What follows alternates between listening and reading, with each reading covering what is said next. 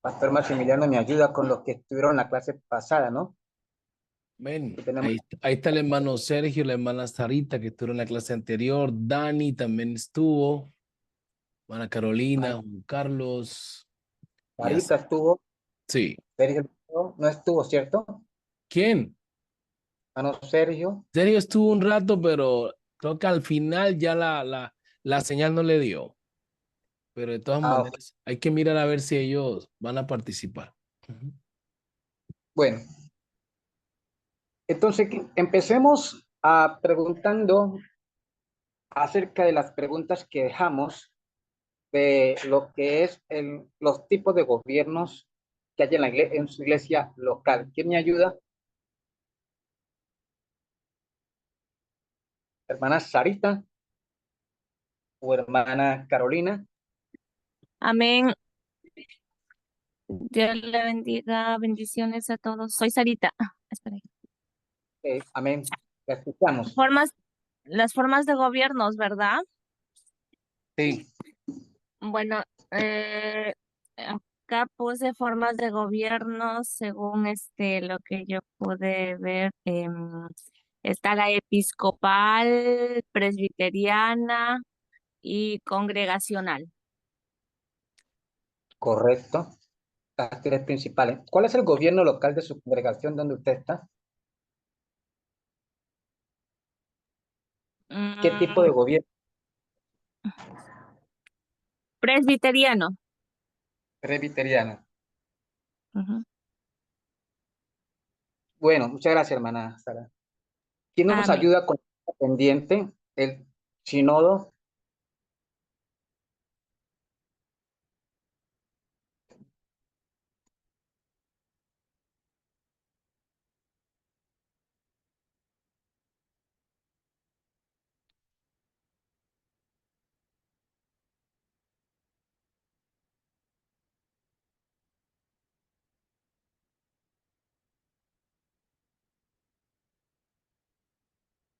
¿Quién nos ayuda con las otras pendientes?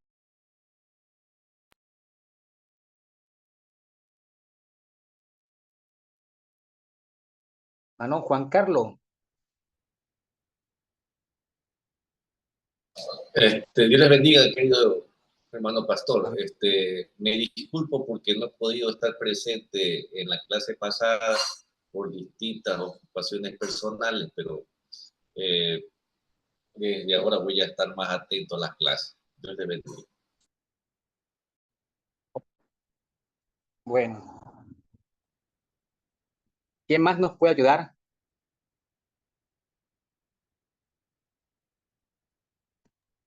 Yo le puedo, Amén. Bueno, Hágale. ¿la pregunta cuál es? Habíamos dejado los tipos de gobiernos que hay en las iglesias, ¿no? Tanto local como los tipos de gobiernos de otras iglesias. ¿Cuáles son los principales tipos de gobierno? Porque allí vamos a entrar, ¿no? Los principales tipos de gobiernos, pues eh, normalmente se menciona tres, pero hay una más. Como ya se mencionó, la episcopal, la presbiteriana, también hay la congregacional y hay una como que se llama la no gobierno, por ejemplo, la que están los cuaqueros y las asambleas de los hermanos, que la autoridad reside prácticamente en ellos mismos, se autogobiernan, la iglesia misma. Autónoma. ¿La cuaquero dijo, hermano? Sí, autónomas y democráticas. Correcto. Gracias. Hermano, ¿cuál es su nombre? Sergio Liceo. Sergio. Ok, gracias. Bueno, entramos. Las tres que escuchamos de la hermana Sara, la que mencionó el hermano Sergio, muy importante. Todo eso, cuando hablamos de tipos de gobierno, a nosotros nos alimenta en cuanto a conocimiento, aprender las formas de administrar de muchas congregaciones. Muchas veces hacemos crítica a la forma como unas iglesias se rigen o se gobiernan, y eso no debe de alguna manera llevarnos a tanto a criticarla de forma negativa, sino hacer una crítica siempre de forma positiva. Si esos gobiernos dogmáticos o si esos gobiernos bíblicos funcionan. Tengamos en cuenta que cuando hablamos de dogma, no siempre un dogma es malo. Un dogma es una forma de establecer un principio, un precepto o un estatuto o una resolución para regirse o para gobernar una iglesia, teniendo siempre la definición que hemos dado de iglesia, que es asamblea, que es congregación, a partir siempre de la raíz de esa palabra. Pero, sin embargo, aprender de la forma como la iglesia se ha gobernado bíblicamente es lo más importante para nosotros. Ok, bueno, entonces empezamos por la episcopal, que ya como escuchamos, es un gobierno que se rige o se dirige. En este caso voy a compartir una definición. Cuando hablamos de episcopal o de obispo, son las que dirigen la obra de un sector determinado. En este caso, los gobiernos episcopal vienen siendo el centro de la autoridad.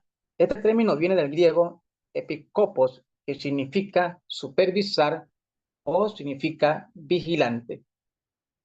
¿Cuáles son las funciones del gobierno episcopal? La primera, ordenar pastores o diáconos. Cuando hablamos de ordenar, como conocemos en los movimientos pentecostales, en este caso, un ministro puede ser una persona ordenada a partir de que pasa por ser obrero, luego ser pastor, determinado tiempo de 3 a 5 años, licencia general, algunas iglesias, y por último, lo que se llama licencia de ordenación, que también la practican los movimientos pentecostales, como también las iglesias católicas, también las iglesias anglicanas, también las iglesias presbiterianas. En este caso, iglesias presbiterianas, como su nombre lo indica, para diferenciarlo de lo que es presbítero, solo como un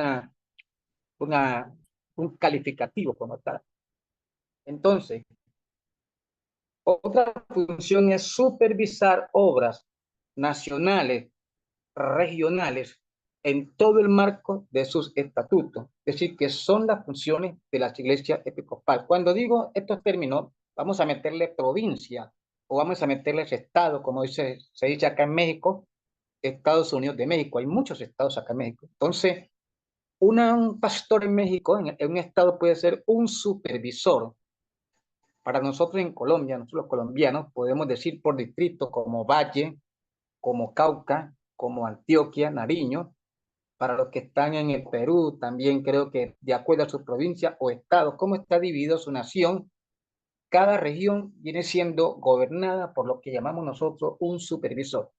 Entonces, el gobierno episcopal tiene la función de supervisar todo el país, todo el país. Vámonos despacios en esto. Se llama supervisar a nivel nacional. La Iglesia Católica tiene un cardenal para cada país. Ese cardenal es el obispo, lo que estamos explicando aquí. A su vez de los obispos, ya vienen los presbíteros, ya vienen los diáconos, ya vienen los laicos. Esa es la manera como ellos están organizados. También su función es administrar. En este caso, vamos a tomar este término para ellos como también para nosotros. Diócesis, centrales, para nosotros una iglesia central es como una iglesia de 1.500, 2.000 miembros, donde generalmente están los que llamamos los del consistorio de ancianos. En otras iglesias, la junta administrativa, conformada por 5 o conformada por 9 directivos que van a gobernar la iglesia a nivel nacional. En este caso la Iglesia Católica también con su cardenal y todo el cuerpo administrativo en ese país. Entonces, administrar todas esas grandes iglesias va a recaer en el poder de los obispos. Así los presbíteros van a administrar las iglesias grandes que están en su jurisdicción, su provincia, su departamento, su municipio, por rango. No vayan pensando, por ejemplo, vamos a mirar esa desventaja. ¿Por qué estamos hablando de esto en la iglesia? Tengamos en cuenta que ya estamos hablando del gobierno de las iglesias. Eso incumbe todas las iglesias. Solo que tenemos que aprender, como pastores y líderes, recordar que este tipo de gobierno, cuando lo analizamos administrativamente, va a ser muy beneficioso, como también tiene sus desventajas. De hecho, voy a adelantarles algo para que tengan una mirada retroactiva, una mirada hacia el futuro. Ustedes, mientras vamos mirando, ustedes pueden observar que hay iglesias que se han sostenido en el tiempo. Esta palabra, en el tiempo. Y hay iglesias que no se han sostenido en el tiempo. ¿Por qué razón? La parte administrativa que estamos tocando ha sido un factor de los fracasos de muchas iglesias. O sea que la administración juega un papel importantísimo para las iglesias, para poderse sostener. Entonces, eso va a recaer o recae sobre los obispos. Una de las ventajas del gobierno episcopal es, número uno, que se puede mantener en el tiempo. Número dos, las personas episcopales, en este caso los obispos, perdón, tienen experiencia para administrar. Número tres, va a tener la iglesia más representación. Cuando hablamos de representación, es a nivel nacional, es a nivel, digámoslo, de Latinoamérica y es a nivel mundial. Cuando tú dices, por ejemplo, David Berna, el presidente de la UPC, podemos decir el presidente de la Hispana, podemos decir el presidente de la Iglesia Bautista, podemos decir el presidente de la Iglesia Pentecostal Unida, y así las apostólicas, asamblea, el obispo, en este caso de las iglesias anglicanas, ortodoxas, y por último, hablar del Papa.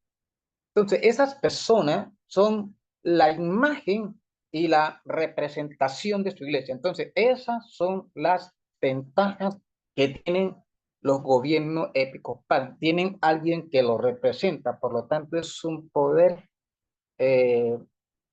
no, llamémoslo así, es un poder de imagen. A veces uno es respetado cuando pertenece a una organización grande. Una organización, para ganarse el respeto, tiene que ser grande. Por ejemplo, si hablamos de todos los movimientos a través de la historia, uno dice la Iglesia Católica frente a ciertos movimientos protestantes, el solo hecho de hablar de una iglesia que surge a partir del siglo III hasta nuestro día ya tiene una representación a través de su máximo jerarca, que es el Papa. Uno dice, wow, poder, una representación. Entonces, intentar de alguna manera, como algunos lo hacen independiente, no representa ningún poder, excepto el poder del Espíritu Santo que respalda a esa persona para hacer un trabajo y luego crecer. Pero cuando hay una cabeza visible, como decíamos, hay una cabeza que lidera, que administra, eso ya se va a convertir en una representación ante cualquier entidad gubernamental, otra entidad religiosa o otra entidad regional o a través del continente. Por ejemplo, nosotros como pentecostales, de alguna manera a nivel mundial hay un respeto por la historia que marca la iglesia como tal. Usted puede mencionar movimientos pequeños que están surgiendo y no representan ninguna amenaza. Pero cuando menciona de alguna manera psicológicas movimientos que tienen historia, representan un poder y una amenaza para quien está surgiendo como tal. Son las ventajas. Ahora, ¿cuáles serían en este caso las desventajas del gobierno episcopal? en todo lo que estamos hablando, lo contrario, siempre y cuando no se haga lo que voy a mencionar después. Número uno, el poder centralizado. Por eso usted nota que hay gobiernos que siempre quieren un poder descentralizado. El poder centralizado es que todo el poder va a residir, en este caso, en la Junta, hablando de los movimientos nuestros, o va a residir sobre un grupo de cardenales, o va a residir sobre una Junta administrativa. Poder centralizado, todo el poder para ese grupo de personas es la desventaja. La desventaja es que las iglesias no son autónomas dentro de una organización. Esas son la segunda desventaja. La falta de autonomía, en este caso, es por la cual se generan las divisiones. Es decir, por eso es que si usted hace una mirada en la Iglesia Pentecostal Unida, tanto la UPC como las bautistas, como la nacional, como la misma Iglesia Católica, hace una mirada y nos hacemos esta pregunta: ¿cómo se han sostenido? Hablo de lo administrativo, todavía no pensemos en la unción del Espíritu Santo que tenemos, ¿no? ¿Cómo se han sostenido en el tiempo por la descentralización del poder? Es decir, que cuando un poder no está centralizado y se reparten procesos administrativos, la Iglesia tiende a mantenerse más estable. Para los años 2012, la Iglesia Pentecostal estaba más o menos en unos 25 distritos. Hablo de la Unidad de Colombia.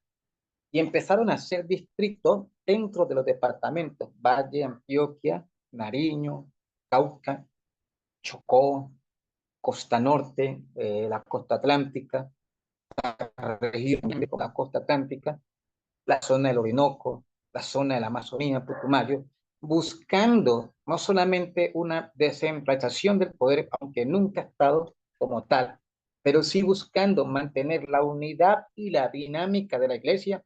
Se crean los distritos para que otras personas puedan gobernar y agilizar el crecimiento más rápido de la iglesia. Esas son las causas por las cuales las iglesias se han sostenido en el tiempo. Ese modelo administrativo lo tienen todos los que hoy sobreviven en el tiempo, avanzan en los cambios culturales, avanzan en las tecnologías, cualquier, cualquier cambio, cualquier generación que venga y cualquier cambio tecnológico no hace daño a estas iglesias, porque son iglesias que van en el tiempo y van entendiendo los cambios administrativos y culturales. Entonces, esto los hace que permanecen en el tiempo.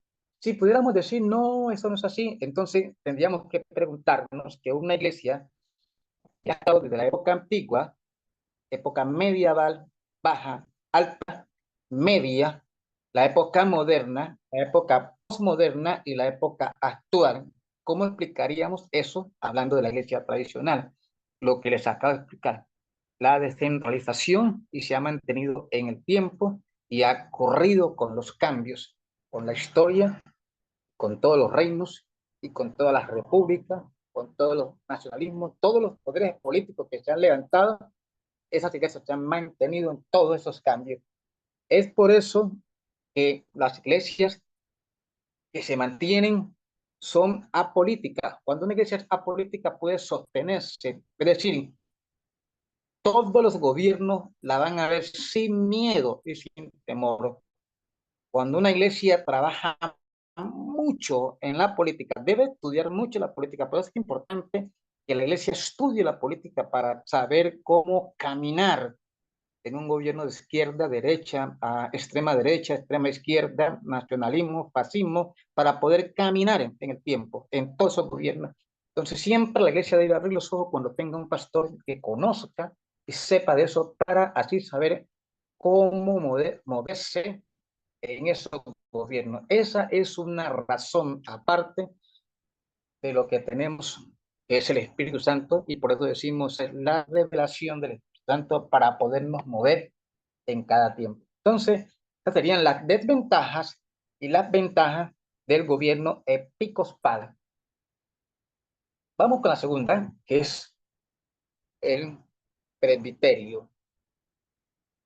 En este presbiterio que la autoridad reside en, número uno, para nosotros, lo que se llama el consistorio de ancianos, que son los que gobiernan y representan a la iglesia como también al pastor. Cuando decimos consistorio, son la junta administrativa de la iglesia, conformadas por 5, 8, 9 hombres, o también los que se conoce como una serie de presbíteros. Acuérdense que los presbíteros son, o los supervisores son los que se pueden lanzar en una elección de voto, lo que se llama asamblea de pastores. La asamblea de pastores, cada 2 años o cada 3 años, según estatutos de cada organización, estos presbíteros son elegidos por la asamblea de pastores que representan, en este caso, la iglesia. Al ser ellos que lo eligen, van a presidir, en este caso, el poder, en este caso, en el consistorio de ancianos, que son los presbíteros nombrados para ser, en este caso, tesoreros, secretarios, fiscales, asistentes de obras sociales, según el gobierno administrativo de esa iglesia, es decir, el cuerpo o el equipo de esta iglesia. Por eso decimos el presbiterio, en este caso, consistorio anciano. Es una serie de presbíteros elegidos para convertirse, en este caso, en presidente nacional de una iglesia, que en este caso va a representar legalmente a la iglesia ante el gobierno y también la va a representar ante la asamblea de pastores y la va a representar ante la iglesia. Esto es como en el gobierno episcopal, pero en este caso son supervisores de distritos que se lanzan para ser miembros de lo que se llama consistorio anciano. Lo segundo, ahora los presbíteros dentro de este gobierno son una serie de pastores, en este caso, ¿no? De un distrito o de una región o de una provincia, como mencionaba al principio. Acá, por ejemplo, cada estado tiene un presbítero. Yo creo que cada país o cada provincia tiene un presbítero. Cuando hablo desde la perspectiva de presbítero, estamos hablando que fueron los proyectos ambiciosos espirituales que tenían estas organizaciones que hoy en día son unas organizaciones fuertes y grandes y se ven en la necesidad de implementar este tipo de gobierno de presbiterio. Entonces, todos los que representan a la iglesia a nivel de distrito, a nivel de estado, a nivel de departamentos, a nivel de provincias o a nivel de regiones. De cada región, un supervisor es un presbítero. El poder reside, en este caso, en los presbíteros que representan a su vez a las iglesias.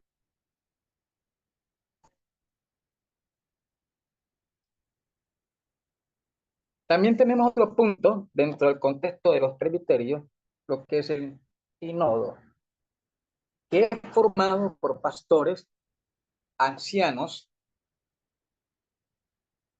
y presbíteros. ¿Para qué sirve esto?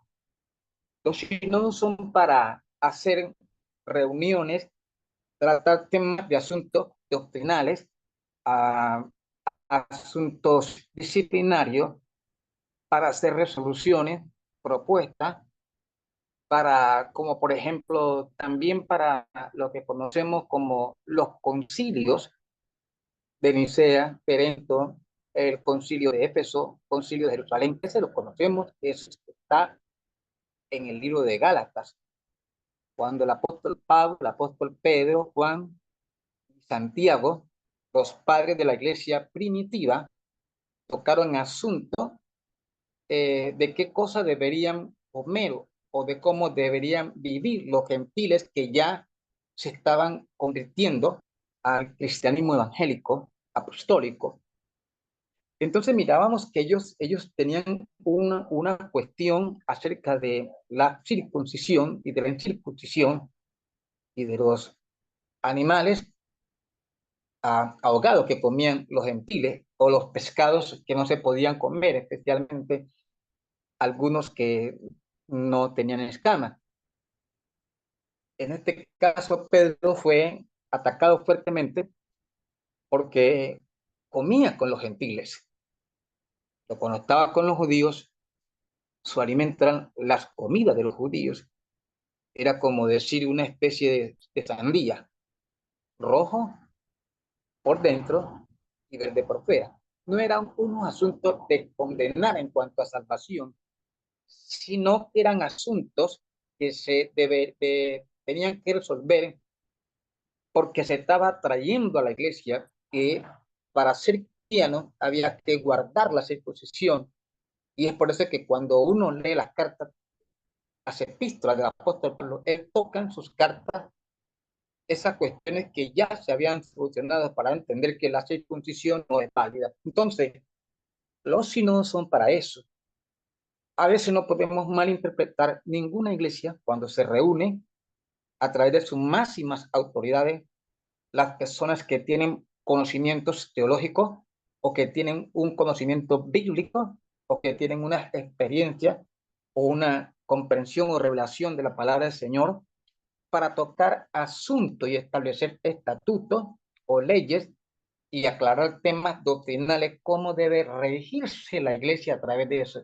A veces, muchas veces, fallamos nosotros como hermanos, pastores o miembros y condenamos ciertas cosas y no tenemos en cuenta que se reunieron una serie de pastores, en este caso, si es por la episcopal o si es por la presbiteriana o por la congregacional, para tocar asuntos de temas que convergen, que tiene que ver, entre otras, cómo va a dirigirse la iglesia. Entonces, la asamblea de pastores le da la autoridad a ese grupo de hermanos para que toquen esos asuntos y tomen una decisión que se toma, entre otras, obvio, a través del Espíritu Santo y a través de la Escritura y a través de aclaración de términos que de pronto estén generando confusión. Todo lo que ustedes, que nosotros como pentecostales o defensores del nombre, cuando decimos Mateo 28:19 no está en el original, a veces no debe convertirse en una mera argumentación, sino que tiene que convertirse en una respuesta bíblica e histórica, que pueda decirle usted a alguien, no está en el original por esto y esto y esto y esto, y cita y el compendio que usted toma para que quien esté escuchando tenga a su mente y oído que lo que usted dice es serio y es grave a la fe, la salvación de esa persona. Si uno empieza, no toma en serio estos sinodos, estas concilios, y empieza uno a discutir con personas, sin esa base histórica, usted va a darle pie a que ellos sigan hablando. Esa es una de las razones que cuando yo estoy tocando unicidad y el nombre son totalmente diferentes, no son la misma. Una cosa es hablar de que Dios es uno y otra cosa es hablar del nombre del Señor. Otra cosa es hablar de cristología de la vida del Señor. Entonces uno va, quiero decir que el nombre del Señor es Jesús, cítelo para los trinitarios. Mateo 28:19 no está en el original, fue introducido en el año tal, concilio tal y padre tal, así, pa. Como decimos 1 Juan 5:6-7, no está en el original, cita la Iglesia Católica, que fue que lo introdujo, en qué concilio, en qué año y pan. No, es que aquí son tres, no señor, venga acá, aquí. Por eso es importante esto. Los concilios, donde se le da la autoridad a los expertos en Biblia para que nos traigan y nos aclaren a nosotros que de pronto no somos expertos en Biblia, pero que tenemos un conocimiento teológico, pero hay personas que tienen un conocimiento de peso y escriben en su compendio y en su libro al pie o al margen, ya, tenga aquí. Este punto es importante por eso. Entonces tiene que ver con la iglesia. Que nadie juegue con nosotros como iglesia y tampoco nosotros jugamos con nadie como iglesia en cuanto a asuntos que tienen que ver con aclarar temas doctrinales. Legalmente, todas las grandes organizaciones, todos los grandes traductores de la Biblia, todos los grandes, en el fondo saben que los movimientos del nombre es la verdad. Eso hay que saberlo atacar. En el fondo, ellos saben eso. Que nos den vuelta así, porque ya saben que tienen que estar en su negocio. Pero a veces por eso hay que pararse duro y citar mucho la historia, porque también tenemos debilidades nosotros, y esas debilidades que tenemos es cuando no aparecemos en este tipo de cosas, de concilios. Hay que explicar por qué no aparecemos y en dónde aparecemos en la historia, porque eso también es un peso, para el contrario, que no tiene la verdad, pero tiene la historia muchas veces, que juega un papel a favor, puedo decirlo a favor, pero también negativo en cuanto a la salvación. Si tiene preguntas, estoy pendiente de las preguntas. Ahora, la asamblea dentro del ámbito de los presbíteros es importante. Esa es la palabra iglesia. Cuando decimos asamblea, es la palabra que estamos tocando, iglesia, que es la reunión de pastores para discutir, decidir y tomar decisiones sobre temas específicos. Las asambleas, todas las iglesias hacen esto. La católica, ortodoxa, anglicana, presbiteriana, bautista, cumberland, metodista, congregacionales, cuáqueros, como mencionó el hermano, que son unas iglesias antiguas, menonitas, mormones, todos tienen asamblea. Y las asambleas son precisamente para tocar, discutir, debatir, aprobar, desaprobar, proponer resoluciones, artículos, estatutos, modificar esto o aquello. Entonces, como le damos una autoridad como asambleísta a un ponente, luego no podemos estar en contra. A veces nosotros mismos nos pasa, o a los compañeros, que una vez aprobamos cosas, estamos en desacuerdo, y es bueno preguntarle, ¿usted sabe qué aprobaron? Y a veces, hoy en esta escuela, es importante, cuando usted entra al ministerio, ser muy delicado con este punto, que una asamblea no es un juego de niños, es el punto donde se va a aprobar y desaprobar cosas civiles, cosas gubernamentales, de participación de la iglesia en cosas que tienen que ver en cuanto a su comportamiento de ella legal ante el gobierno. Por la asamblea se aprueba de todo. ¿Cuál va a ser su comportamiento, su papel en la iglesia? ¿Cuál va a ser su papel ante el gobierno? ¿Cuál va a ser su papel administrativo? Todas esas cosas. Hay muchas iglesias que tienen reglamentos. Hay unas que no tienen reglamento. Cuando una iglesia no tiene reglamento hay que preocuparse. Todas las iglesias deben tener reglamento. Podríamos preguntarnos si los apóstoles tenían eso claro. Cuando leemos Tito, Timoteo, esos son reglamentos para recibir el ministerio de obispado, para los ancianos, para los presbíteros, ancianos, obispos, pastores. Vámonos con términos más bíblicos. Ancianos, obispos, pastores, ¿cuáles más tenemos? Y los misioneros. Y los 5 principales que lo estableció el Señor Jesús. Los apóstoles, los profetas, los evangelistas. Los 3 principales gobiernos son para crecimiento de la iglesia. Y a veces trabajamos al revés, trabajamos con el pastorado. Y es al derecho, es apóstol, profetas, evangelistas. Estos son los 3 grandes ministerios. Creo que en la otra casa alguien preguntaba sobre el evangelismo, ¿no? El evangelista, el profético y el apostólico, de atrás hacia adelante o de adelante hacia atrás, son los más grandes. Estos tres ministerios deben manejar lo que hoy estamos manejando, que son los que más deben estar en un texto bíblico y muchas veces son los menos que están en el texto bíblico, y por eso a esto toca que decirle que si un pastor toma la delantera hacia ellos o ellos tienen esa claridad que deben formarse teológicamente, es porque la suma de la evangelización es el trabajo de la formación teológica. Jesús a nadie envió a evangelizar porque este hermano tiene amor a las almas, ¿no? Primero los formó en todo el ámbito de lo que tenía que darle el Señor a sus discípulos y luego salieron a evangelizar. Tres cosas fundamentales en el gobierno de la iglesia. Ya vienen los demás ministerios para afianzar lo que se llama estabilizar o afianzar la iglesia o la organización, que son los pastores y los maestros. Estos dos son para estabilizar. Es por eso que no podemos quejarnos si en una iglesia hay un pastor, hay un maestro, que yo quiero esto, no. Llegan porque es la necesidad de la iglesia.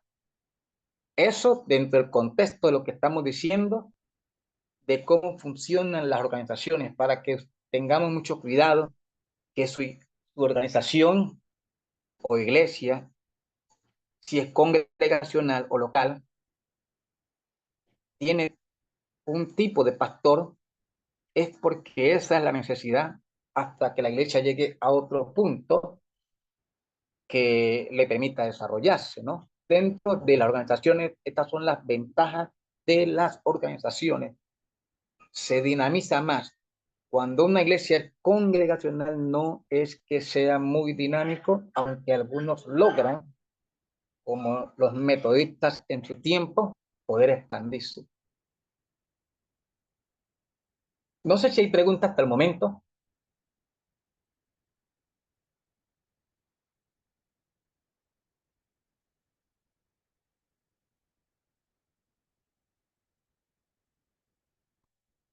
Bueno, vamos a seguir un poquito en lo de la asamblea, ¿no? En las asambleas, como decíamos, hicimos un pare para tocar la constitución del gobierno dada por nuestro Señor Jesucristo, que son los 5 ministerios. Poco profundizamos en eso, poco. Pudiéramos decir que la iglesia apostólica se desarrolló fuertemente en esto, de allá para acá, hasta nuestros días. Algunos se han desviado en la definición y se han convertido en apóstoles. Pero realmente un apóstol, realmente en términos, es una persona enviada que se da la tarea de abrir muchas obras, sus misiones, es un apóstol. Yo no estaría para pelear por ese término, pero no es un término que se debe usar despectivamente, sino que recae sobre un misionero porque va a abrir muchas obras, tanto la obra local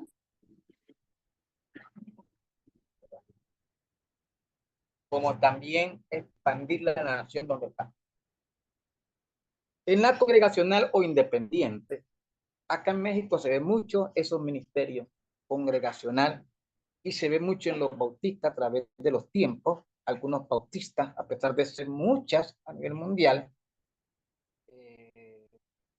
algunas iglesias como la Cumberland, las iglesias metodistas, los ministerios congregacionales tienen una junta local que nombran al pastor, que pagan al pastor, son una iglesia que se basan en el salario, se dan los diezmos, se dan las ofrendas, pero hay un salario para el pastor. Estos ministerios los practican las iglesias locales, tienen visión de crecer y tienen visión de sostener, en este caso, al pastor que está en su iglesia.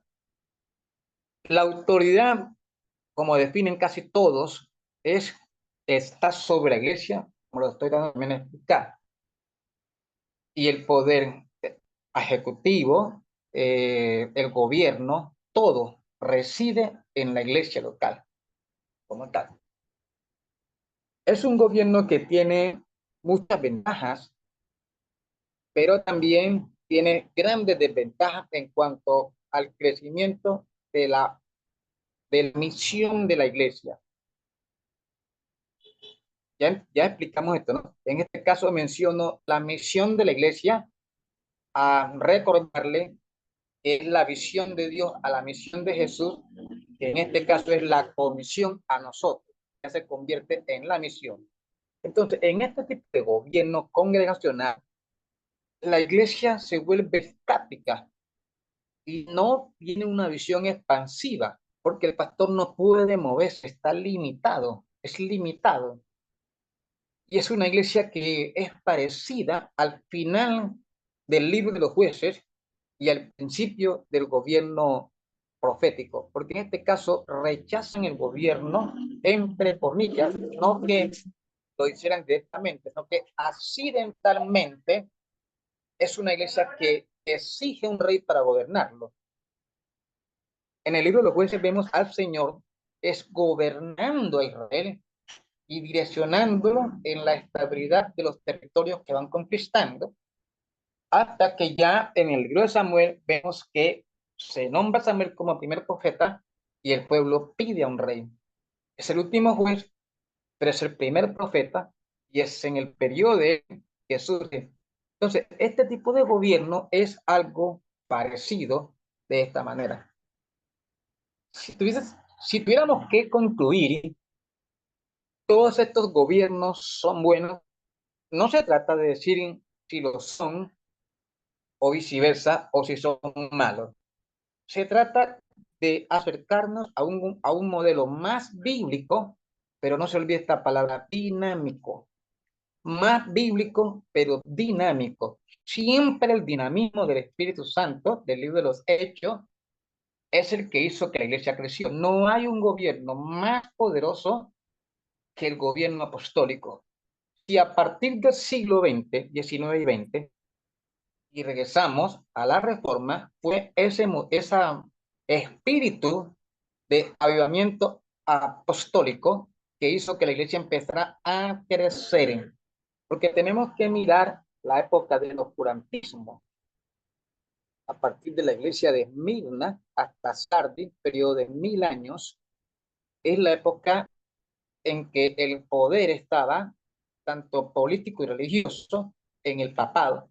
Estamos hablando del el imperio romano, o el sacro imperio, perdón, el sacro imperio, que tomó todo lo que es la Alemania, todo lo que es Francia, Polonia, España, a Inglaterra, las islas británicas, todo esto lo tomó la iglesia tradicional nombrando a los reyes, especialmente con gran dominio sobre Francia y con gran dominio sobre España y con sede entre Alemania e Italia. Es por eso que usted puede mirar que los franceses y los españoles son los que más todavía predominan con el catolicismo.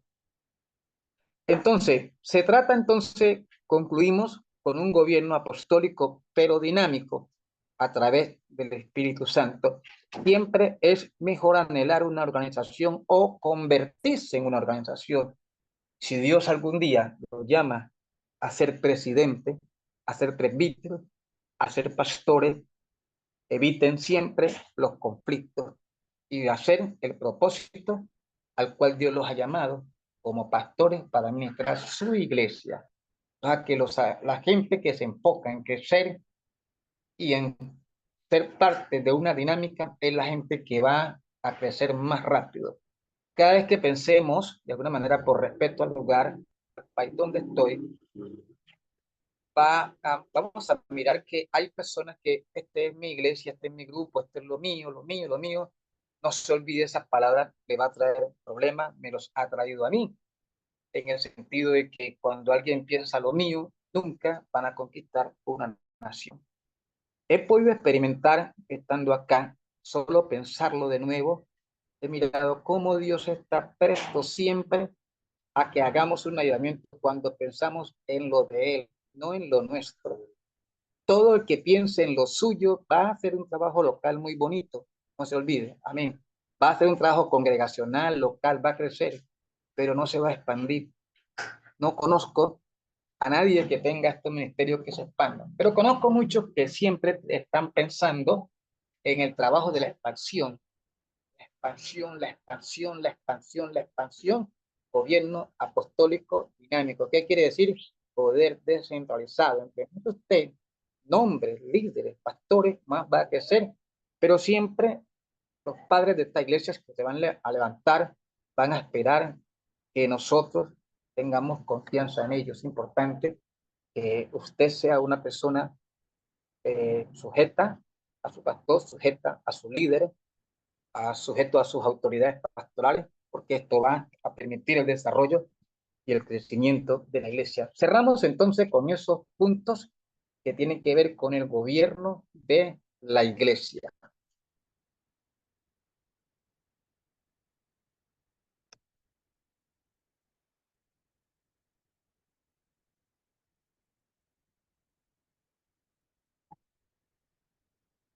¿Preguntas?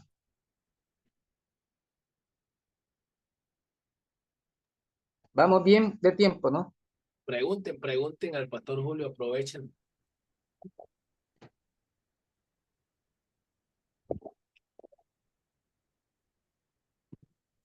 Nos vamos preparando entonces para otro punto de tarea. ¿Para qué plantamos iglesias, no?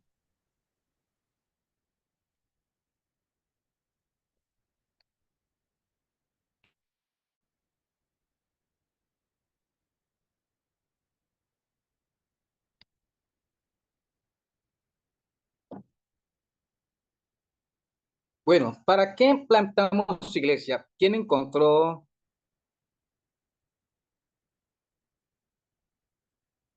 Bueno, hay una pregunta. Si los apóstoles o el ministerio apostólico o los apóstoles están vigentes en nuestros días, vamos a pensar seriamente en esa definición. La palabra apóstol significa enviado. Y si pensamos en lo que leímos, dice que Dios constituyó apóstoles, profetas, evangelistas, pastores y maestros. ¿Cuál es el propósito? Perfeccionar la obra. Es el propósito por el cual están los cinco ministerios. No dice la Biblia en ninguna parte si terminaron estos misterios, pero está escrito con un fin, o sea, un objetivo, pero no dice que han terminado. Pero sí somos testigos de que este término ha convertido en un término donde muchos se lo están adjudicando. Yo soy apóstol, yo soy apóstol. Es mejor que la gente diga que lo eres por las marcas que van desarrollando. Por ejemplo, es un título que es para los misioneros, no son para pastores locales. Entonces, podríamos decir que el apóstol etimológicamente, siempre discutir a partir de esto, etimológicamente existe porque está ahí en la Biblia. Pero un apóstol es un misionero. Esa es la esencia de la verdad. Un apóstol es un misionero porque es un enviado. O sea que lo que se cambió fue esa palabra, que es más acuñada. Entonces, apóstol es lo mismo, misionero tal, es lo mismo. Pero entonces, como se ha convertido en un tema, como hablamos en la episcopal de jerarquía, que en este caso se ha convertido en una expresión en quien la practica para abusar de ese título. Entonces ese apóstol no ha entendido lo que Jesús dijo cuando los hermanos Zebedeo, la madre de ellos, le dijo: Señor, acuérdate en tu reino para que uno de mis hijos se siente a la derecha o a la izquierda. Esta mujer no sabía lo que pedía. Jesús dijo que entre ellos y entre nosotros no debe ser así. Y por eso Juan capítulo 13 o 12 nos recuerdan que somos llamados para servir, no para ser servidos. Entonces, estos apóstoles se han olvidado y su trabajo es servir. Esa es la esencia de un apóstol, servir, trabajar en la expansión de la palabra. Entonces sería mi respuesta, hermano Dani, esa, pero preferiría que no fuese una palabra para usar el poder que se tiene por ese tipo, sino más bien que desempeñara todo misionero su trabajo de crecimiento y expansión de la obra total.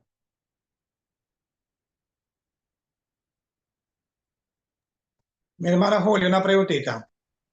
Pero yo creo que esto más se usa fuera en los trinitarios, esto que hablan de que son profetas, los apóstoles y mencionan y prometen muchas cosas a las personas y esta gente se cree de eso porque hace un tiempo atrás le decía a mi hermano pastor Max, creo que una mujer vino por aquí al frente, tenemos un lugar de predicación y esta mujer, yo le hablaba y ella decía que si aquí profetizamos para ir a escuchar la palabra, si no, ¿para qué pasar tiempo? O sea, esta gente parece que le dicen a ellos, pues tú vas a tener una casa, tú vas a tener mucha plata, tú vas a tener esto y todo. Ellos se creen eso, pero en la apostólica yo creo que no se nombra mucho eso, mi siervo, de los apóstoles y profetas y todas estas cosas así. Acá es solamente presbíteros que son oficiales y todas estas cosas así nomás, pero casi no se usa eso de los profetas más aquí en la apostólica, en este caso en la IAN Jesús, en nosotros Ecuador, acá no se escucha mucho eso, mi siervo, no sé, pues allá. Amén. Es que como somos de la misma línea, mi hermano, lo mejor estoy de acuerdo con usted, es no usarlo tanto como para decir, darle ala a una persona. Pero en términos etimológicos sería como hacer la obra del Señor. Sí está mucha gente acostumbrada por acá también a eso, algunos.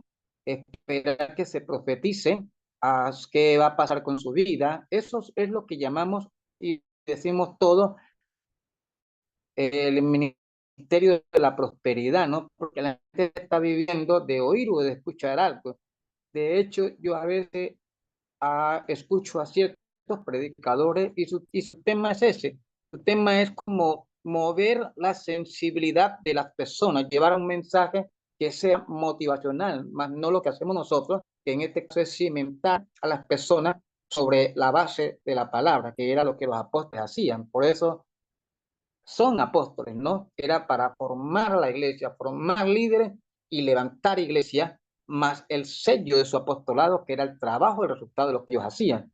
Entonces, estos van es por lo que menciona, es por lo profético. Entonces, sería bueno, ya que lo estamos viendo en el sentido etimológico y gubernamental, que nosotros lo practiquemos en términos de prudencia, de no usarlo como este es el apóstol tal, para no caer en el sentido del error de lo que llamamos nosotros los trinitarios. Lo dejaríamos como un tema de aprendiz para nosotros, pero sí ser prudente con eso y no llevarlo pues a una terminología que pensemos que entre nosotros hay apóstol en el sentido de los trinitarios, pero sí en el sentido bíblico y gubernamental serían nuestros misioneros como tal.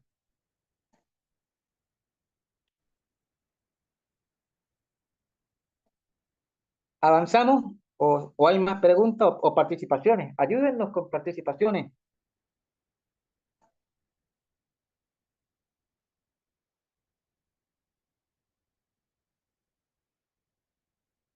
Bueno, ¿por qué plantamos iglesia? ¿Qué respuesta tienen? Dios le bendiga, hermano Julio. Acabo de ingresar, estaba en Sí. una reunión de la iglesia y apenas acabo de ingresar. Ok, bienvenido. Tengo aquí una respuesta. Dice, ¿para qué plantar iglesias? Dice, la iglesia se planta para difundir la palabra de Dios y evangelizar a las personas que no conocen a Jesús. Razones para plantar la iglesia. Plantadas son un medio eficaz para llegar a las personas que están espiritualmente desconectadas. La iglesia plantada son más propensas a estar a atraer, perdón. Las iglesias plantadas son más propensas a atraer a los cristianos que las iglesias establecidas. La plantación de iglesia es una forma de cumplir con ella el llamado del evangelio. La plantación de iglesia es una forma de involucrarse en el bienestar de la comunidad la plantación de iglesia también es la forma de proclamar las buenas noticias para las personas esclavizadas. El proceso de plantación de iglesia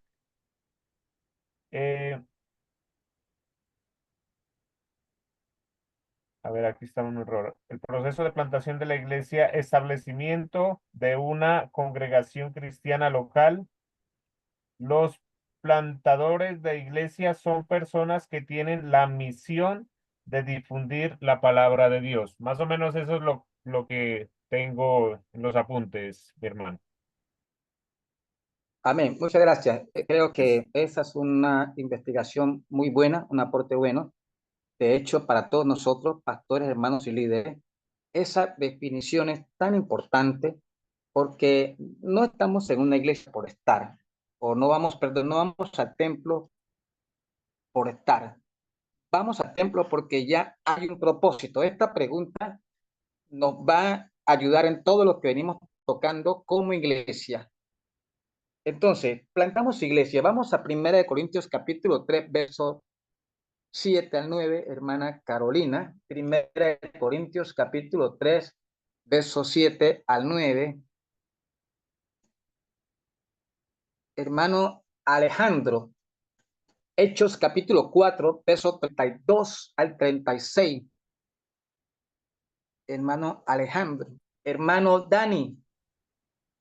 1 de Pedro capítulo 3, verso 8. Hermano Dani, ¿van escuchando? ¿Me confirman? Amén. Se oye muy bien, Pastor Julio. Ok. La que no está en la Marcos, sala, la que no está en sala es nuestra hermana Carolina, se desconectó. hermana Carolina, 1 Corintios capítulo Pero 3, la verso hermana 7. Carolina, hermano Julio, no está en sala, se desconectó. ¿Está qué? La hermana Carolina no está en la sala. Parece que se le fue la internet. Ah, ya. Bueno, entonces, le damos esa cita al Ay, hermano Francisco Abad. Francisco Abad, Ecuador, así ¿Está? es. Amén. Amén. Bueno, 1 Corintios 3,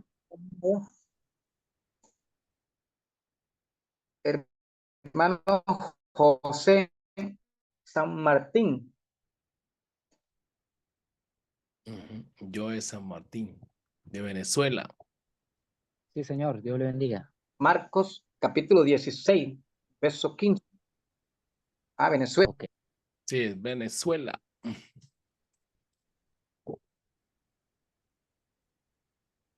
No, Jorge, Efesios 20.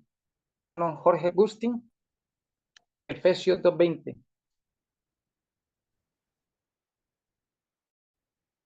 Amén, amén. Bueno, nos quedamos con la definición. El hermano está correctamente bien. Vamos a colocar otros puntos más. Plantamos iglesia porque hay un propósito.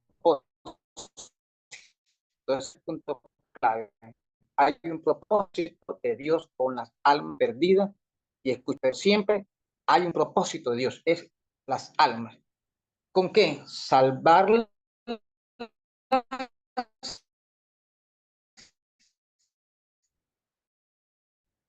y morar en ellas. Salvarlas y el Espíritu Santo morar en ellas. Así que para ello necesitamos dos. Así que escuche entonces 1 Corintios capítulo 3, versos 7 al 9, que dice el apóstol Pablo. Amén. Vamos a dar lectura, mi siervo. Así que ni el que planta es algo, ni el que riega, sino Dios que da el crecimiento. Y el que planta y el que riega son una misma cosa, aunque cada uno recibirá su recompensa conforme a su labor, porque nosotros somos colaboradores de Dios y vosotros sois labranza de Dios, edificio de Dios. Hasta ahí, mi siervo, el 9.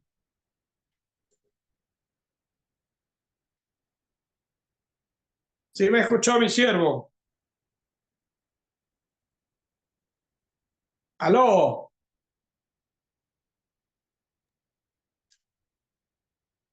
Parece que ¿Aló? está ¿Se había caído la señal para todo? ¿Sí me escuchan? Hermano Sí, Francisco, sí escuché, le espera, espera. escuchamos. Se le había Acá, caído acá, la acá. señal, se le había caído la señal Ah, al ya. hermano Julio, creo. Ah, ya. Joder. No me asuste ya. Porque estamos bien sabrosos con señal. Amén, amén, amén. Bueno, ya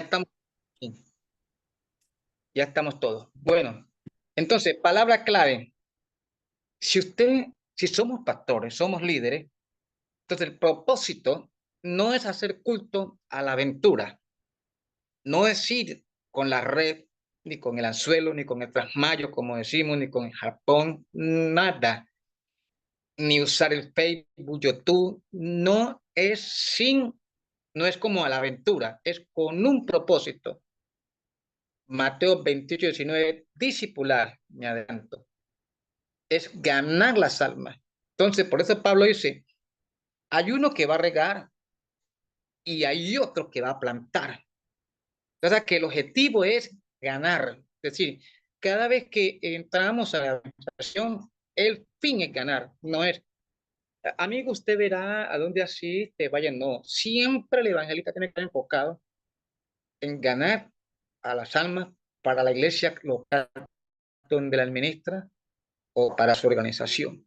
Se puede tirar a las personas así, al viento. Hay un propósito claro. Así que plantamos iglesias según Hechos capítulo 4, verso 32 al verso 36. ¿A quién le tocó? Número 1, para tener. Amén. Hechos 4 del 32, del 32 al 36. Dice así la palabra en el nombre de Jesús.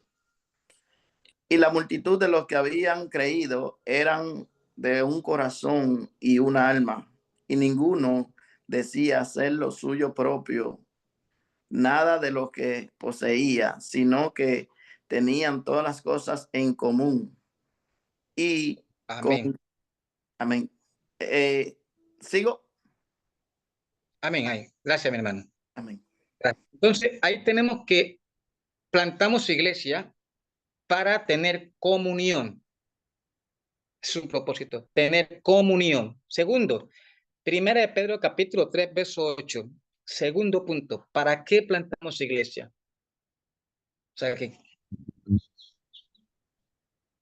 Amén. Dios les bendiga, mis hermanos. amén. 1 de Pedro 3:8 dice así en el nombre de Jesús. Finalmente, sed todos de un mismo sentir, compasivos, amándoos fraternalmente, misericordiosos y amigables.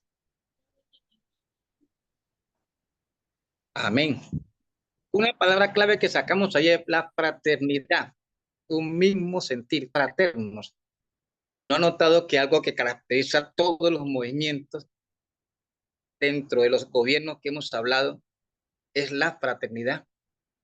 Si una iglesia no hace confraternidades, está desintegrándose como iglesias. Pero dentro de la iglesia local hay que hacer cultos y aparte de los cultos, hacer actividades para que haya una fraternidad. Número 2, fraternidad. Plantamos iglesia. Número 1, para tener comunión. Número 2, para tener fraternidad. Número 3, Marcos capítulo 16, verso 15 al 16. ¿A quién le tocó? A mí, hermano. Dice así en el nombre del Señor, Marcos 16, verso 15.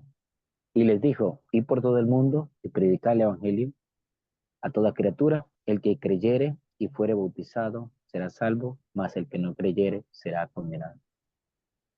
Amén. Tercer punto, desarrollar el plan de Dios.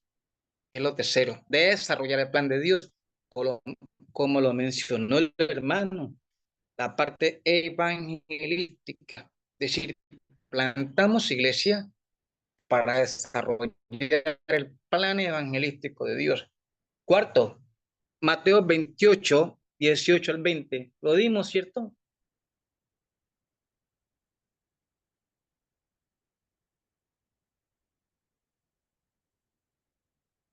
¿Esta cita no la dimos a alguien? Mateo 28, 18 al 20.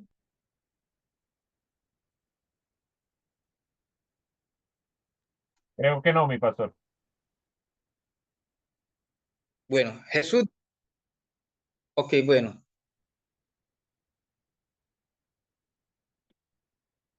¿Quién la lee?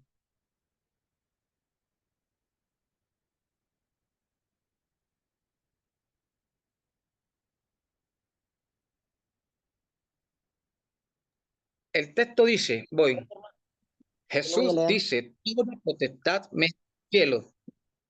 Por tanto, ir y hacer discípulos a todas las naciones, bautizándolos en el nombre del Padre, del Hijo y del Espíritu Santo. ¿Cierto? Hacer discípulos. El cuarto punto por el cual plantamos iglesia es hacer discípulos. Es decir, que las iglesias tienen que hacer adeptos, tienen que ganar almas, tienen que discipular. No solamente bautizarlos, sino discipularlos. Que las personas tengan un plan de formación que les haga ser útil en la iglesia y que esas personas crecen en la iglesia para un propósito, tanto crecimiento personal como para ayudar en el crecimiento numérico a la iglesia. Vamos con Efesios capítulo 2, verso 20, quinto punto. ¿Para qué plantamos iglesia? Amén. Efesios 2:20 dice, edificados sobre el fundamento de los apóstoles y profetas, siendo la principal piedra del ángulo Jesucristo mismo. Amén. Amén. O sea que el quinto punto es para sentar las bases fundamentales del evangelio. Si no tenemos el ministerio antiguo testamentario, el ministerio apostólico y a Jesús como base, nuestra predicación es fría, es pasiva, es muerta. Por eso dice, edificados sobre el fundamento de apóstoles y profetas, siendo la principal piedra, ángulo, Jesucristo mismo. Entonces aquí tenemos 5 puntos sin descartar los puntos mencionados que escuchamos de nuestros compañeros. De hecho, aquí es donde ya nosotros como pastores y líderes tenemos que, basado en la escritura o una argumentación bíblica, cuál es el propósito por el cual plantamos iglesia.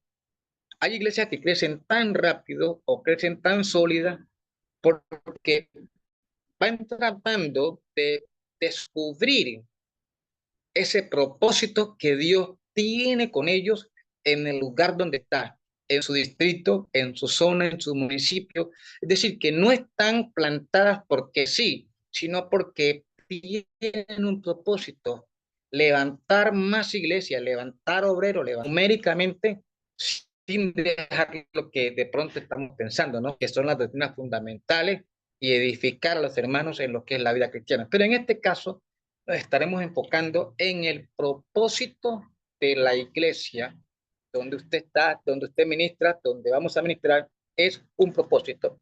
Ahora, ¿qué son las misiones? ¿Qué son las misiones? Otro punto que vamos a tocar es ¿qué son las misiones? No sé si con respecto al punto que dejamos hay preguntas o hay aportes para luego empezar con qué son las misiones.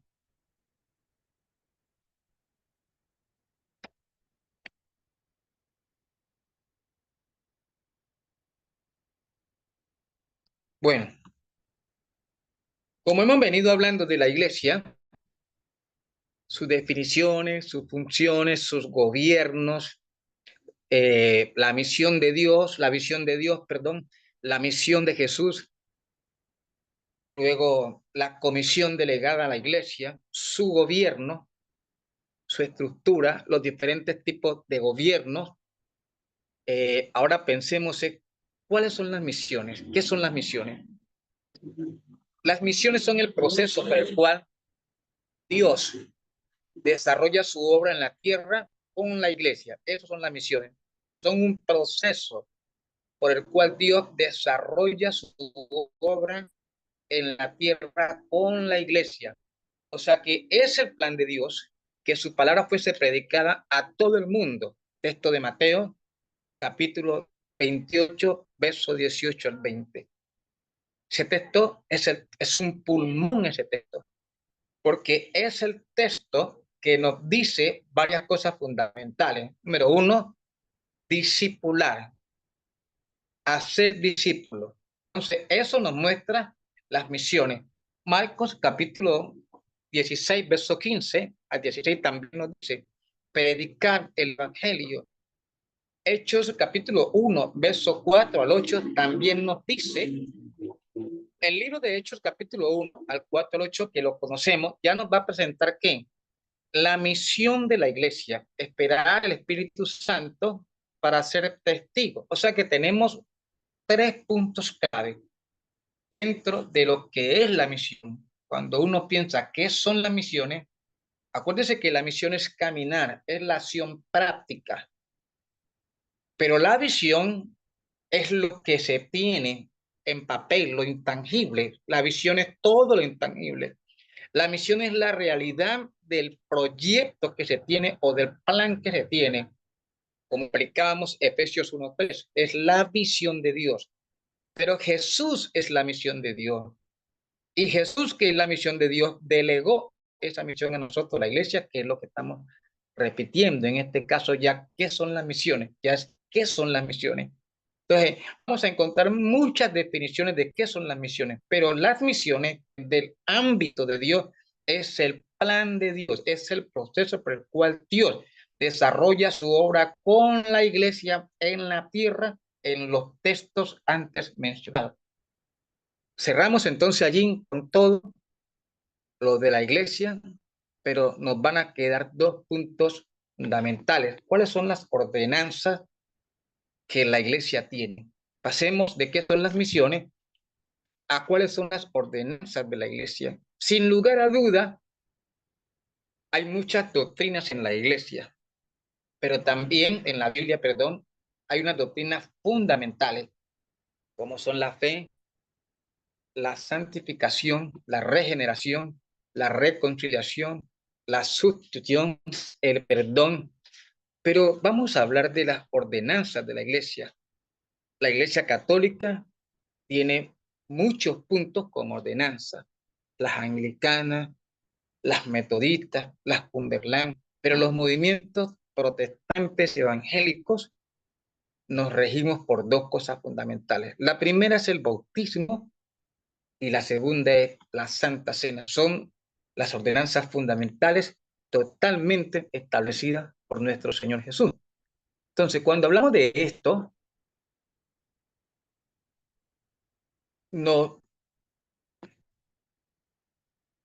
cuando hablamos de esto, pensamos, número 1, lo que ordenó nuestro Señor, el bautismo y la Santa Cena.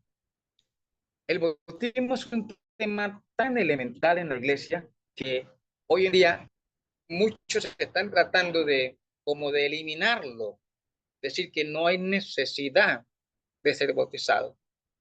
Hay algunos que no ven ni siquiera la necesidad de celebrar lo que conocemos como la Santa Cena. Hay algunos que ya han olvidado esto.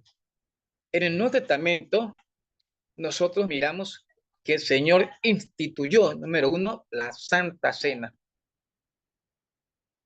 Voy a hablar un poquito de la Iglesia Católica. La Iglesia establece 7 sacramentos que son, número 1, bautismo, que es el bautismo por rociamiento. Número 2, la comunión. Número 3, la penitencia. Número 4, la extrema unción. Y número 5, el matrimonio. Número 6, la confirmación. Y número 7, la ordenación. Esto como base que tiene la Iglesia Católica como las ordenanzas. Es decir, son puntos fundamentales para ellos que celebran como su rito. A mí me gustaría hacer un énfasis en lo que es la extrema unción, que es un rito practicado por ellos cuando una persona está, en este caso, al borde de la muerte. Ya para morirse, se le unge a esta persona, se le da una serie de enseñanzas preparándolo para que aquella persona tenga una muerte en paz y en reconciliación con lo suyo y con quien esta persona esté, digamos, en pleito. Estas cosas, aunque dogmáticas, tienen algo de valor importante que nosotros podemos meditar. Generalmente mucha gente se muere sin Cristo y mucha gente muere sin reconciliarse con sus seres queridos. Nosotros no lo tenemos como una ordenanza bíblica, de alguna manera establecida, pero sí lo tenemos como un punto de reconciliación que Pablo Santiago lo menciona, que cuando alguno está enfermo, oren por los ancianos ungiéndole con aceite, y la oración de fe salvará al enfermo. Si hubiera cometido pecado, le serán perdonados. Tengamos esto pendiente, o si en algún momento nos toca hablar con un católico, mostremos la diferencia. En este caso, oramos por una persona que está enferma. En este caso, ellos lo hacen por un moribundo para que tenga paz y muera en paz. Pero también, por si no se nos vaya a escapar, ellos también lo hacen como un requisito para estas personas desde la perspectiva de que estas personas tienen que ser bautizadas. Entonces, aquí me gustaría que ustedes, a manera dentro del espíritu investigativo, ustedes comiencen a hacer estas comparaciones. ¿Por qué me gustaría que ahondaran en estos temas? Para que no tengamos una crítica a la iglesia sin estudiar cómo también ellos se mueven dentro de un contexto histórico a un poquito al contexto bíblico. Nosotros nos movemos más al contexto bíblico.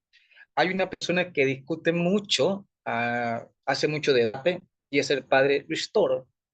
Usted va a notar que en medio de sus cosas erráticas, ellos tratan de acomodar muchas cosas, pero eso lo hace pensar a algunos que son tan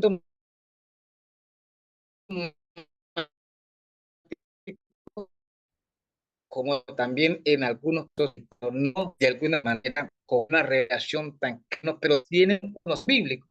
Entonces, en la extrema unción, que es lo que más siempre en la ordenación, ¿por qué? Que ambas tienen parecido. Acuérdense, estamos hablando de que no conozcan la Biblia, sí, la conocen muchísimo,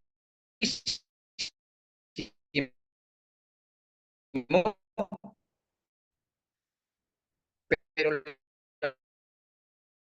la liturgia de ellos es aleja del cierto. En este caso, nuestro a la esencia de esto, ellos ya leen en los estudios bíblicos, porque tienen su universidad. Las dos cosas que nos decimos, a partir de que el arrepentimiento, la acción idóneo para ser bautizado, es decir, unos candidatos que guardan ciertos requisitos de bautizados. Entonces, por demás, había que explicar en este punto del bautismo, si voy a tomarlo dentro del que nos habla la iglesia. Para bautizar una persona debe arrepentirse, convertirse, ser un candidato a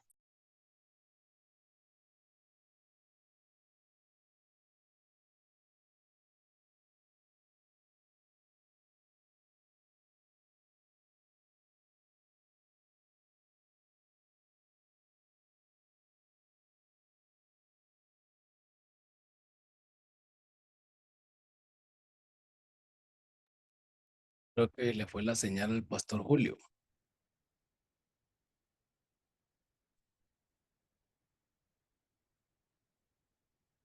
Gracias, mi hermano. En ese orden, no se olviden que deben también investigar más, ¿no? Que la idea es tener estos puntos básicos, pero que lo mejor sería aprender de ellos para saber cómo discutir como tal. Bueno, sí. Ahora, estamos en la extrema unción también en el tema del bautismo. El punto ya eclesiástico para nosotros, que es el bautismo, quería tocar esta definición, aunque la conocemos, ¿no? Sin embargo, recordémosla para que la tengamos como punto. Número uno, la palabra bautismo, que significa bautizo, que es sepultar o teñir. Realmente es hundir, es zambullir, es sepultar. Si bautizamos de pies o los bautizamos acostado, hundiéndolo totalmente a la persona. Pero el bautismo de la tradición es rociar, el bautismo por aspersión. Pero hay un bautismo, un tercer bautismo, es el bautismo por los muertos, practicado por la Iglesia de Jesucristo, de los santos de los últimos días, los mormones. Pablo en Corintios capítulo 15 habla de estos bautismos, de estos tipos de bautismo, ¿no? Pero Jesús, quiero recordar una cita que no tengo aquí sepultada. Los antiguos, creo que eran los orcos o no sé si me ayuda Pastor Maximiliano, ya se me están olvidando, un grupo filosófico, cuando Jesús habla que hacían prosélitos los fariseos viajando de una ciudad a otra. Ese texto creo que está en Mateo 24, quiero traerlo para referirme a lo que es el bautismo por los muertos, que consistía en invocar el nombre del muerto en el que está vivo con la esperanza de que éste de alguna manera tenga la salvación. Hablando de los mormones, que también creen que Jesús es Dios, pues si de pronto no lo saben algunos, ¿no? La manera en que ellos practican el bautismo, ese bautismo por los muertos. Entonces tenemos tres administraciones de bautismo. El bautismo original, que es por inmersión, el bautismo de la tradición, que es por rociar, y el bautismo de los muertos. Ahora,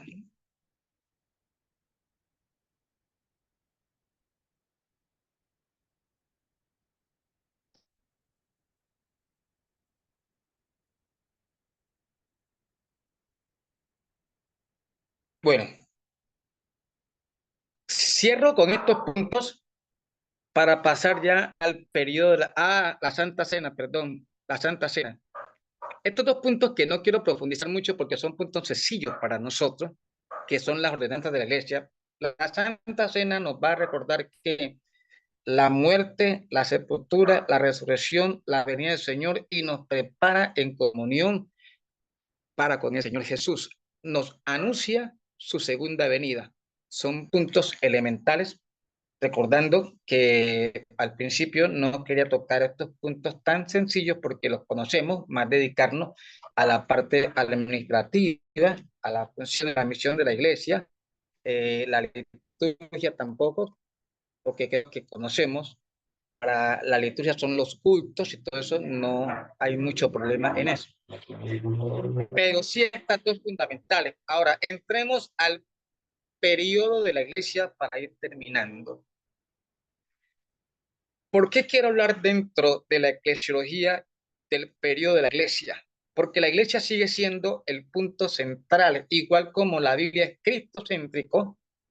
La Iglesia también es uno que va desde principio a fin. Y aquí con el periodo de la Iglesia quiero hablar del papel de la Iglesia a través de la historia de manera resumida. Número uno, la Iglesia está desde la Edad Antigua, la Edad Media, medieval baja, medieval alta, la época moderna, contemporánea, la época moderna y la época actual. Cuando hablamos de la Iglesia, especialmente las 7 iglesias de Asia Menor, no nos referimos solamente a las iglesias que se mencionan como Éfeso, Esmirna, Pérgamo, Tiatira en un punto, sino que aunque se menciona la iglesia de Éfeso en un lugar, se refiere a una iglesia en un periodo de tiempo. Son las maneras como se puede interpretar por los contextos históricos y bíblicos de la iglesia en ese lugar.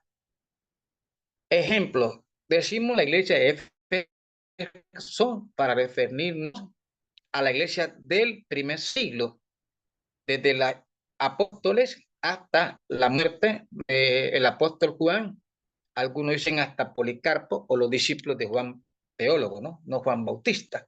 Entonces, ese es el periodo de la iglesia apostólica, que va a encerrar todo lo que es el libro de Hechos, la iglesia apostólica, es decir, todos sus grandes avivamientos, todas sus formas como nació, cómo se fue la expansión, cómo fue el desarrollo del trabajo misionero de la iglesia del primer siglo. Pero cuando ya llegamos a la iglesia de Esmirna, Pérgamos, Tiatira y Sardis son las iglesias que pertenecen a lo que se llama la época del oscurantismo. Y aquí vamos a tocar algo muy controversial, ya que es el ámbito de la escatología. Aunque sea el terreno de la escatología, para nosotros es importante una palabra clave para que usted esté preparado cuando entre a esa materia o si ya la han pasado en ella. Cuando hablo del periodo, tenemos que pensar, la iglesia va corriendo en el tiempo y el papel que va desempeñando ella y la persecución. No se olvide, la del siglo I es el nacimiento y desarrollo, expansión misionera, pero hay emperadores en su época. Sí. Pero la iglesia de Pérgamo, Esmirna, Tiatira, Sardis, estamos hablando de las iglesias perseguidas bajo Vespasiano, Marco Aurelio, Calígula, Nerón, todos estos emperadores que persiguieron a la iglesia. Estamos hablando de la persecución. En excepción, la época de Constantino, estamos hablando del año 325 para llegar al siglo IV. Estas iglesias pertenecen a lo que se conoce como el Sacro Imperio Romano. Aquí hay algo importantísimo por tratarse de la historia de la iglesia. Cuando usted comience a estudiar esta materia mucho más profunda, usted debe tener en cuenta algo que va a ser muy importante para nosotros. Número uno, ¿dónde está la iglesia pentecostal? ¿Dónde está la iglesia pentecostal? ¿Dónde está la iglesia bautista? ¿Dónde está la iglesia presbiteriana? ¿Dónde está la iglesia metodista? ¿Dónde están todos los movimientos que se conocen como movimientos protestantes? Son preguntas fundamentales de la iglesia, hechas por las iglesias a la iglesia. En este caso, las diferentes organizaciones que hay, a la gente que se va a empoderar de que su iglesia sea parte de la historia, en este caso, la iglesia tradicional. ¿Por qué es tan importante para nosotros la historia? Número uno, porque tenemos que pensar en el Sacro Imperio Romano. Número uno. Dos, tenemos que pensar que hay un llamado de Dios a las iglesias. Está Jezabel, ¿cierto? Entonces, esos llamados que Dios hace en las iglesias de Apocalipsis, a través de sus ángeles, a través de los pastores, esos llamados hay que ponerle mucho detalle allí. ¿Qué personajes están afectando la iglesia en ese tiempo? Como los nicolaitas, como Jezabel, todos esos pensamientos que regían a la iglesia. Entonces, al no aparecer una denominación en particular, no significa que la iglesia no esté allí. Significa que la iglesia está allí. Entonces, si la iglesia etimológicamente es un grupo de personas que en el tiempo están siendo de alguna manera influenciados o absorbidos, entonces hay un llamado de Dios a esa iglesia. Primer punto, para tener como una punto de división entre nosotros, me gustaría que ya empecemos a participar, porque es aquí donde nos vamos a cimentar. Número uno, la Iglesia Católica se atribuye la historia, nadie se la puede quitar, porque es su historia, una historia oscura, una historia aterradora, una historia espantosa que tenemos que aprender y saberla contar. Por lo tanto, es su historia. Pero también hay unos grupos al costado de ella, como los visigodos, los vándalos, los hunos, los bárbaros, los pueblos eslavos. Estamos hablando del norte de Europa, estamos hablando de la Europa oriental y occidental, estamos hablando de los bárbaros que conocieron el nombre del Señor Jesús. Eso es extraño. Los mismos españoles, toda la parte que usted ve de la España, antes de la España musulmana, estamos hablando de la España antes de la España musulmana, antes del sí. Esta España, antes de ello, es una España que conoció el Evangelio del siglo I. Cuando uno va leyendo las cartas del apóstol Pablo y los saludos, el nombre del Señor ya estaba extendido sobre toda esa Europa. Por lo tanto, la persecución comienza primero por las zonas aledañas al imperio, en este caso la misma Italia, la misma Roma, que es donde comienza toda la persecución, y los nombres mencionados de las iglesias. Entonces estamos hablando del Asia Menor. Por extensión, la persecución ya va llegando a los visigodos, a los hunos, que son los pueblos que estaban allí en la España antigua, que estamos hablando de los reinos de Castilla, los reinos de Aragones.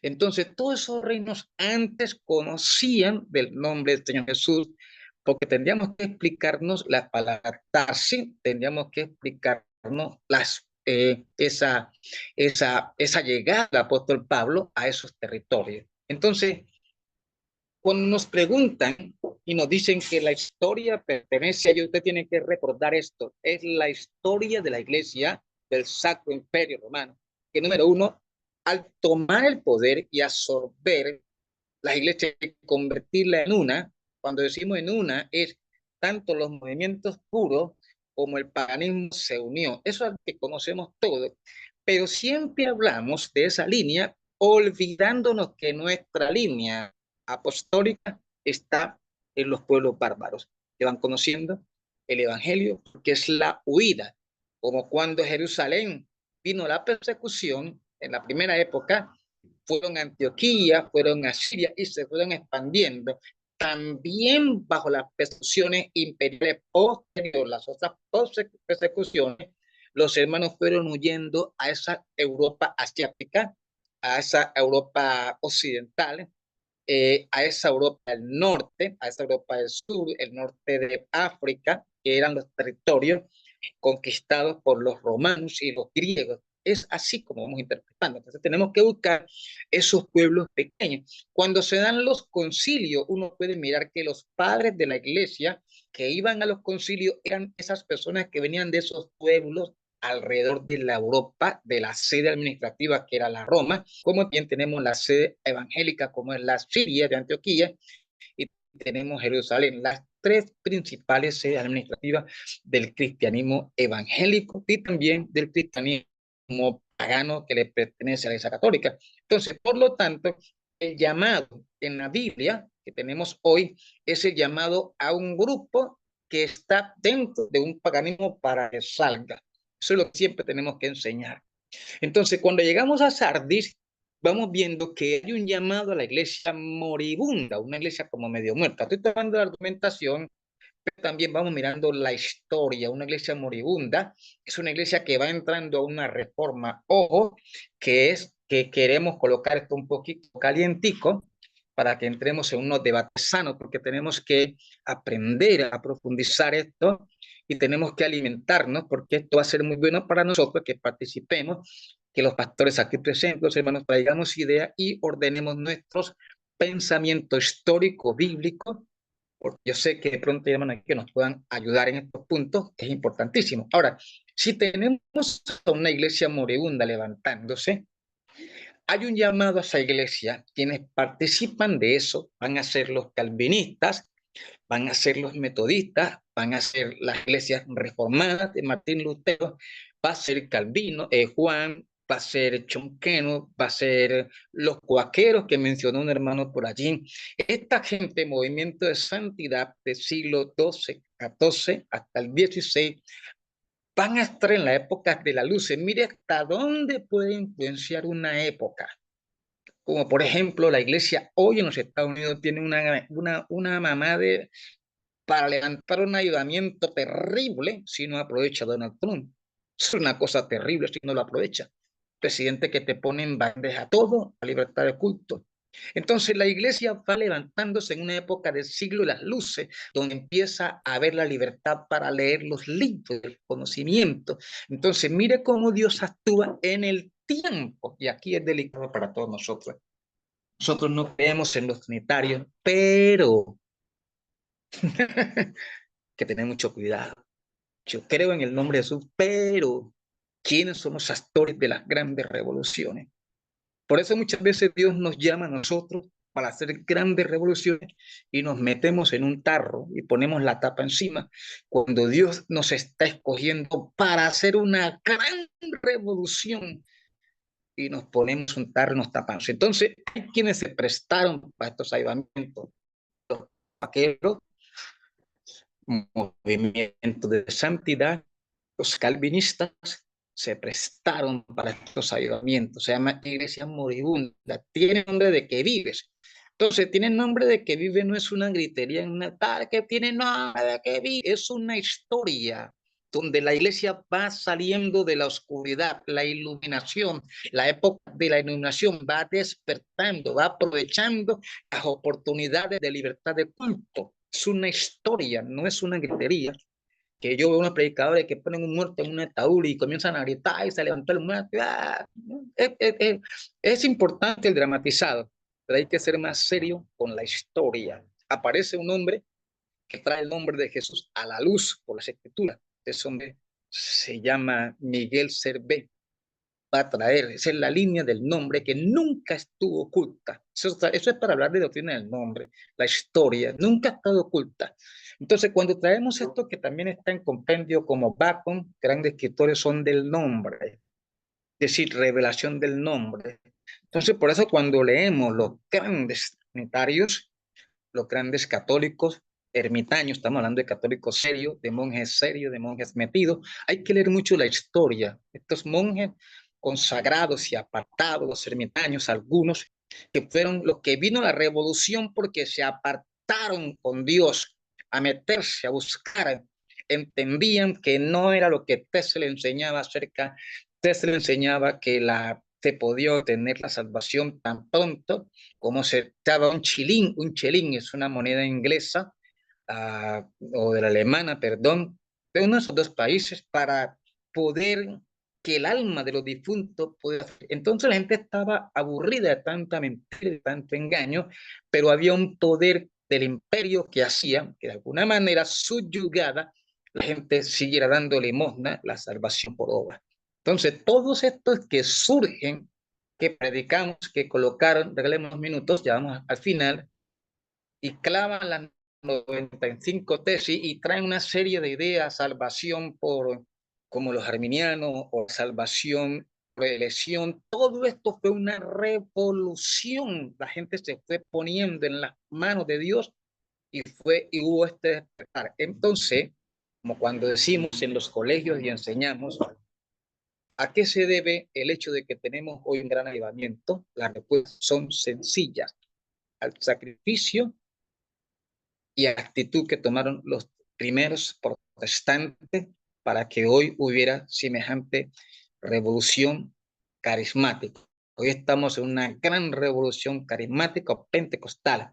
Entonces, los pentecostales somos herederos de un gran avivamiento. Entonces, hay que seguir predicando con mucha ímpetu, pero ser agradecido con las bases de la historia política, sociológica y cristiana evangélica, como han llegado. Entonces hay que decirle a nuestros amados amigos católicos que sigue el llamado del Señor Jesús a ellos, así como los primeros católicos salieron y entendieron que Dios les llamaba, pueblo mío, salieron muchos salieron. Sigue la voz del Señor tornando a la última iglesia, que es la iglesia tibia. Esta es nuestra época. Entonces, la iglesia de Filadelfia, vamos saltando un poco de manera argumentativa, final, es la iglesia de los grandes avivamientos misioneros evangelísticos. Estamos hablando del siglo XVII hasta el siglo XX, XXI. Hoy actualmente estamos en una decadencia misionera, pero puede resurgir por el espíritu patriótico nacionalismo que se va a levantar para por último llegar a la iglesia de la Odisea. Aunque ya estamos en la Odisea, ya lo explico cómo podemos interpretar que estamos en la Odisea. O sea que la iglesia no puede estar aislada de su mover en el mundo político. Cuando la iglesia entiende que se mueve en un mundo sociopolítico, la iglesia va a desconocer el propósito de Dios con ella en la tierra. Porque acuérdense que plantamos iglesia, pero ¿qué son las misiones? Son el desarrollo con el cual Dios extiende su palabra con la iglesia en la tierra. O sea, no tenemos un Dios aislado del mundo, tenemos un Dios que está con la iglesia en el mundo haciendo un trabajo, preparando a su pueblo para un arrebatamiento. Por lo tanto, no es una parte, sino un llamado a un todo a través de la iglesia. Entonces, si vamos analizando esto para que usted profundice de nuevo más las 7 iglesias, las va a estudiar desde la función de iglesia, de eclesiología, un poquito de escatología también, y va mirando a través de la eclesiología y la escatología, perdón, unidas de las manos, y va interpretando el periodo, o sea, el tiempo, cómo se va moviendo ella, y puede ir analizando tanto su arrebatamiento, su mover en la tierra, su propósito de Dios con ella. Entonces tenemos siglo de las luces y tenemos la época de los grandes avivamientos misioneros, cómo se expandió, ¿sí? Cómo se expandió. Es decir, que siempre hay una expansión por la conquista. Si España nunca sale de allí donde está y se pone a hacer guerra con Francia o con Inglaterra, nunca España, nunca estaríamos aquí. Eso es importante entender. Mientras España estaba unida con Francia para agarrar Portugal y luego agarran Portugal, y los portugueses y los españoles se unen para independizarse de Francia con la ayuda de Inglaterra, y España se lanza a conocer otro territorio y se convierte en una potencia expansiva a través de los mares atlánticos, asiáticos, porque llegaron hasta los Filipinas los españoles y llegaron a América. No hubiera pasado esto. Si Inglaterra no se da la tarea de conservar la corona mientras Francia andaba cortando cabeza a sus reyes, en Inglaterra había un temor a Dios de no cortarle la cabeza a este rey, sino que lo conservaron. Y Dios bendijo a Inglaterra de una manera impresionante, como se salvaron los españoles de misericordia de Dios. O sea, que no se puede andar cortando cabezas a reyes. Hablo de una historia, una nación que fue pionera en el Evangelio con el rey Enrique, la reina Victoria, la era victoriana, la era isabelina, varias Isabeles. Y bueno, todo esto va a ayudar a la expansión de una nación tan poderosa que ha durado más de 3 siglos por el cristianismo. Entonces, la iglesia se ha movido en medio de estas conquistas, que hubieron esclavitudes, que hubieron discriminación a veces. Hay que decir gracias, Señor, por todas estas cosas, pero Dios se está moviendo con su iglesia en todos estos tiempos. La iglesia se movió, fue la iglesia que trajo toda esta transformación también. Aparte de que se mueve en la historia, a través de los ingleses, vamos a mover que es la iglesia la que va moviendo eso a través del Espíritu Santo. Entonces, mucha prudencia, seguiremos creyendo en el nombre, nunca dejaremos de creer, porque sería ir en contra de la Biblia, pero toca que ser muy cuidadoso con los actores, como una película, los actores de primera línea de esto. Yo le digo al Señor, tú sabrás por qué has hecho que tu nombre haya llegado a mi corazón y a los de muchos. Así que al movimiento pentecostal le toca ser también un actor principal, aparte de Los Ángeles, Calle Azusa. Los mismos americanos hablan mucho de los pentecostales. Hay que buscar más historia, aparte de la que nos cuentan mucho del Espíritu Santo, pero el pentecostalismo tiene otra historia más profunda de influencia en el mundo, y eso es lo que necesitamos ir también para retomar. Entonces, esto los anime a ustedes en Ecuador, en Perú, en Colombia, en El Salvador, creo que hay hermanos aquí, en Honduras. Usted diga, eclesiología también me hace a mí moverme en el país donde estoy, a ser un astor. O sea, ¿cuál es el papel que usted va a desempeñar en su nación que está a partir de la eclesiología? En la última iglesia, que es la iglesia de la Odisea, que el Laos significa pueblo, estamos en la iglesia del pueblo, la iglesia que se mueve en el gobierno humano. Por eso es que usted nota izquierda en Honduras, izquierda en Nicaragua, izquierda en Venezuela, izquierda en el Ártico, izquierda en Bolivia, izquierda aquí donde estoy, izquierda en Colombia, izquierda en Brasil, izquierda en Uruguay, Xi Jinping, ¿qué más le cuento? Estaba profetizada por pastores que no tenían mucho conocimiento que nosotros, que interpretaron que la hoz y el martillo se iba a levantar. Y se levantó la hoz y el martillo.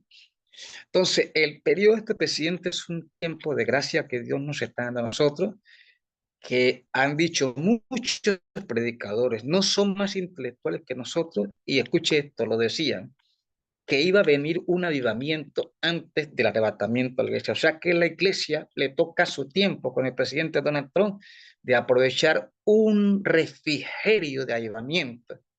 Esto hasta los muchachos saben más de tecnología que nosotros, saben que se acerca la maquinaria del anticristo. Esto es un refrigerio para un gran avivamiento, es un tiempo de refrigerio. Por donde le busque, usted ve que todo está montado para que la Europa sea la potencia que tiene que ser. Todo está listo, porque es de Europa que saldrá el anticristo para perseguir, ya se sabe a quién se va a perseguir. Así que el lado es el gobierno del mundo, ¿no? Gobierno humano significa izquierda, no significa derecha, izquierda. Es decir, la izquierda es la única política que puede luchar por romper fronteras, por hacer un gobierno único, por hacer una moneda única, por preparar un terreno. Entonces, si usted ve que va a haber una pausa, significa que es una pausa para venir con más ímpetu que nunca antes.